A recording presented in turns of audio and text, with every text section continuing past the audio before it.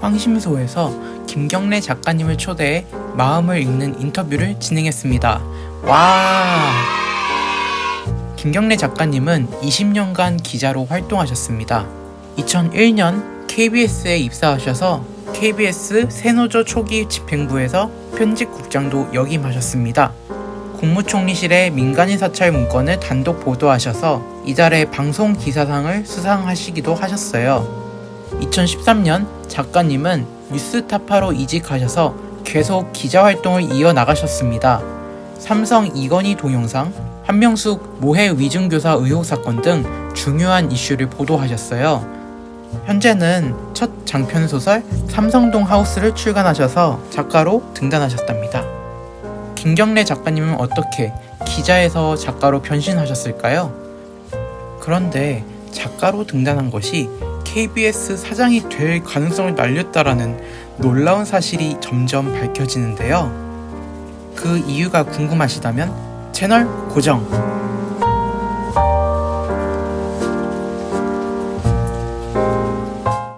기자님이라고 불러야 될까요? 아니면 제가 작가님이라고 불러야 될까요? 어느 게 편하십니까?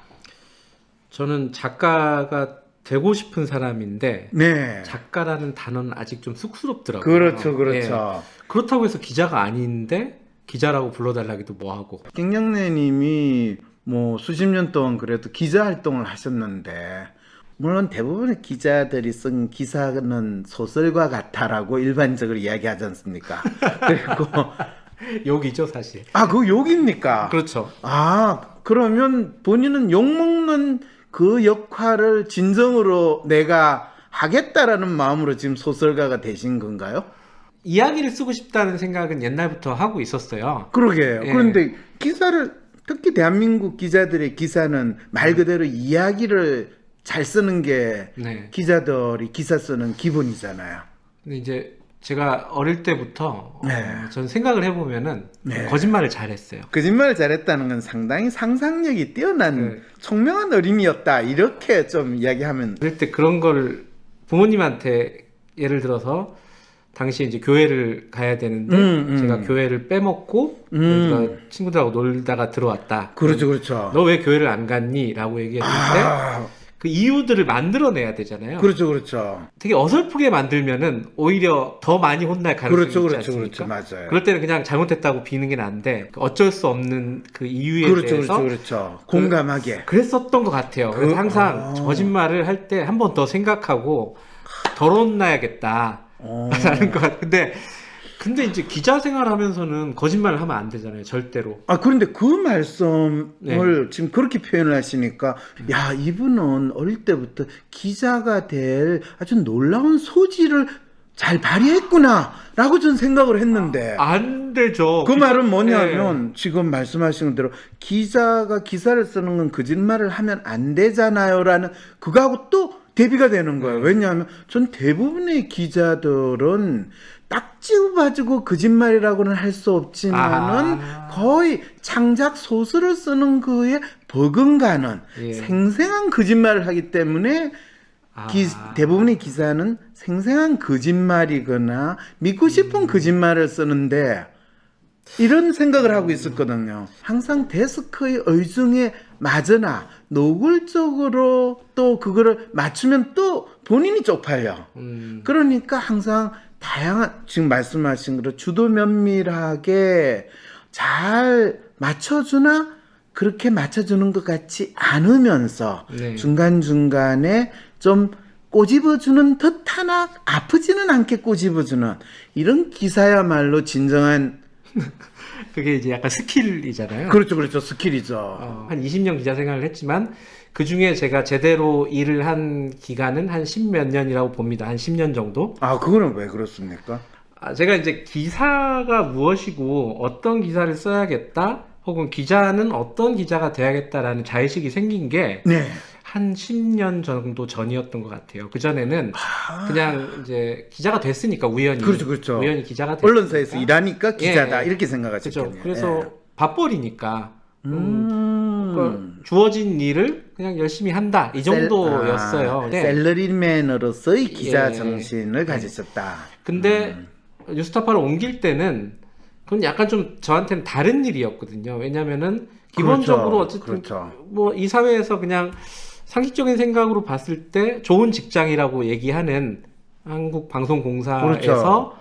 뭐 구멍가게에 가까운 망할지도 모르는 금방 망해서 없어질지도 모르는 뉴스타파라는 작은 언론사로 옮겼잖아요. 아, 옮길 때 자의식은 그거였어요. 그렇죠. 좋은 기자란 무엇인가 여기에 대한 고민이 좀 있었던 거죠. 그 중에 제일 중요한 게 확정되지 않은 사실을 함부로 쓰지 말자였어요. 아, 확정되지 않는 기사를 쓰는 것은 좋은 기자가 아니다. 라는 이 믿음을 가지고 계셨다라는 말씀이네요. 전 기자가 예. 내가 좋은 기자가 돼야 된다. 이런 생각으로 기자 역할을 한다고는 한 번도 생각을 안 해봤거든요. 전 그래요? 기자란 무엇인가라는 질문은 기자분들이 많이 하고 있을 거라는 생각은 하는데, 제가 교수를 하고 있을 때도 네. 교수는 대체 역할이 뭔가. 그래서 항상 저 자신을 교수라기보다는 연구자라는 마음으로 저는 학생들을 가르치고 저 연구를 하고 대학 교수 생활을 했습니다. 사실.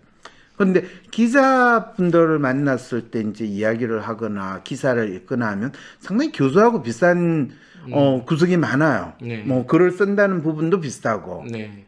나름대로 탐구해가지고 그거에 대해서 본인이 이해한 바를 쓴다는 것도 비슷하고, 또 많은 경우에 기자분들이 저한테 전화해가지고 질문하는 거는 상당히 재밌게도 제가 관심을 가지는 이슈를 질문하는 경우가 참 많았거든요. 네. 그런데 그럴 때 항상 저하고 논의를 할 때 그분은 뭐가 사실인지에 대해서 계속 물어보는데, 저는 뭐라고 항상 했냐면, 왜 심리라니까 모든 것은 그 사람이 무엇을 믿고 싶느냐에 의해서 대상이 보여지는 거지.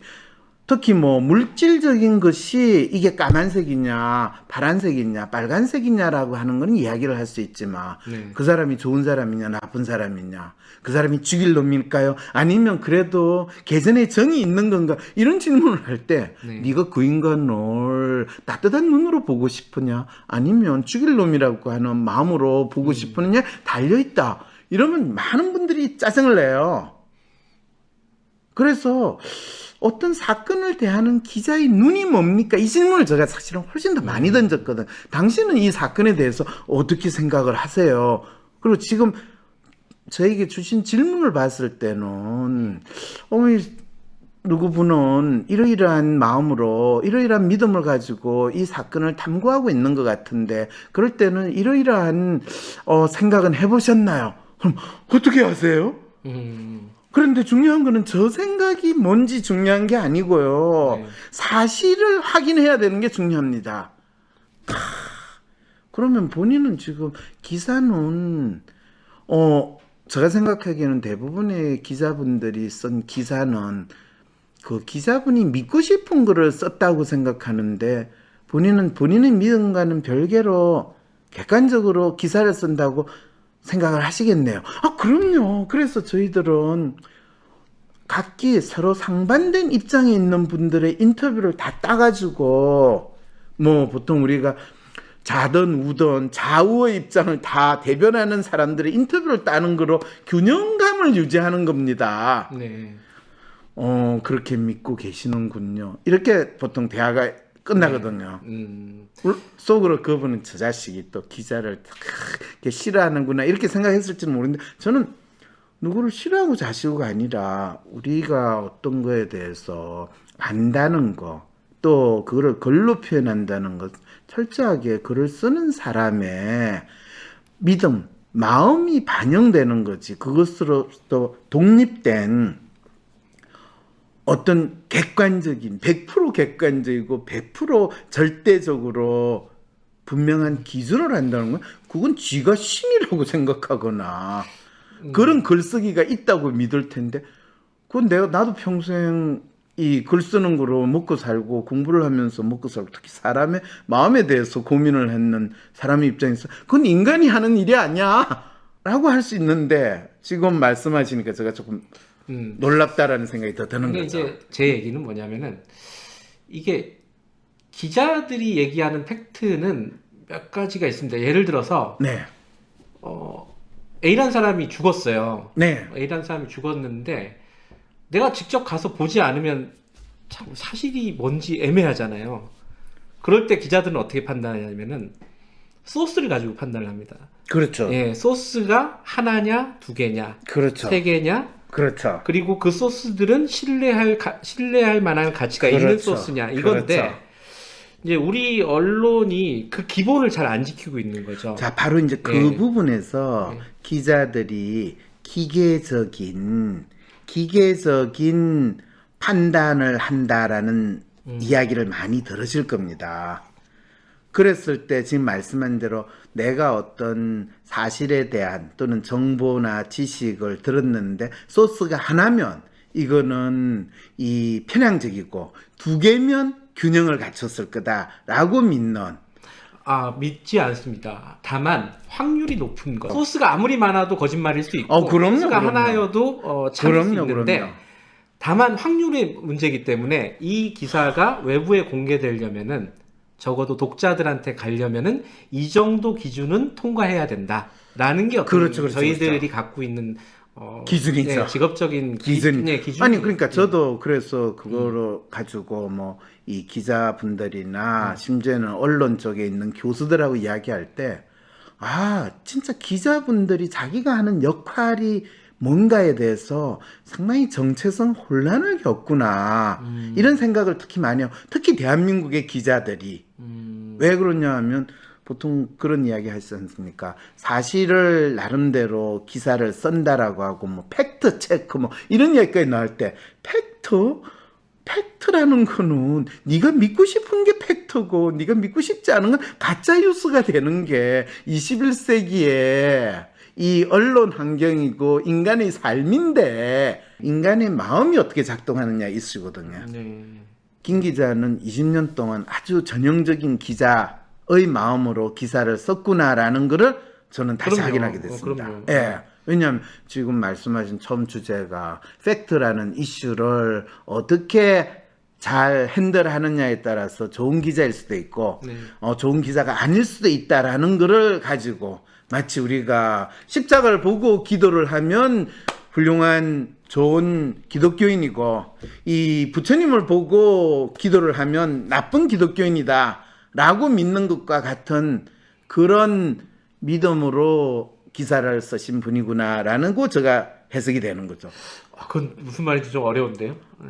제가 그 생각을 갖고 있었다는 게 연결이 잘 안 돼가지고요. 이 좋은 기자는 팩트 체킹을 확실히 하고 예. 멀티플 소스를 통해 가지고도 하고 그거에 대해서도 또 나름대로 더 정확하게 확인한 다음에 발로 뛰어 가지고 보도를 하는 것이고 뭐 좋지 않은 기자는 그냥 이 소스를 작게 또 발로 뛰는 것도 적게 그러면 안 좋은 기자가 아닌가라는 그 마음으로 그 믿음으로 이야기를 하셨다는 뜻에서 이 십자가를 보고 기도하는 사람은 기독교인이라고 믿을 것이고 불상을 보고 기도하는 놈은 반기독교인이라고 믿는 그 마음하고 거의 비슷한 비유로 제가 설명했는데 내가 원하는 대로 이루어지지 않아 답답하고 괴로울 때 어떻게 할 수 있을까요?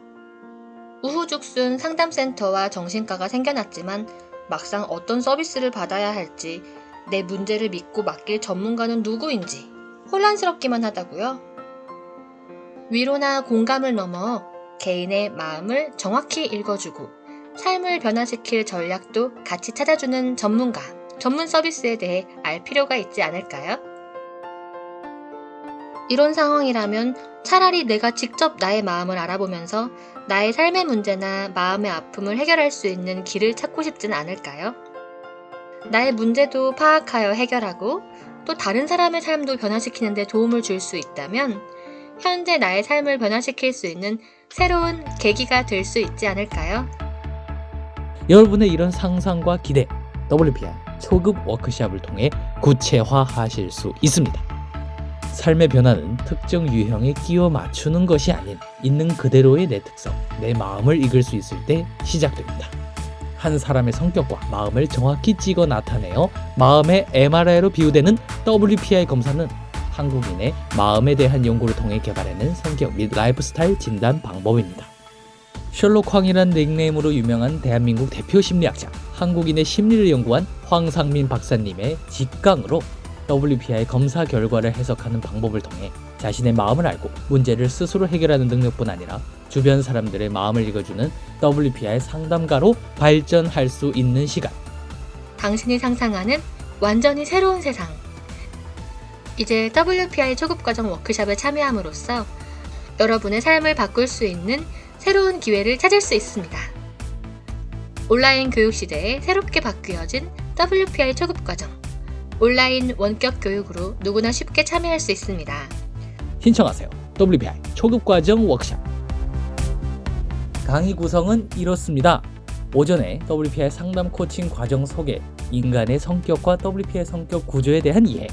오후에는 멘토와 함께하는 조별 토론과 WPI 상의 5가지 자기평가 유형에 대한 이해.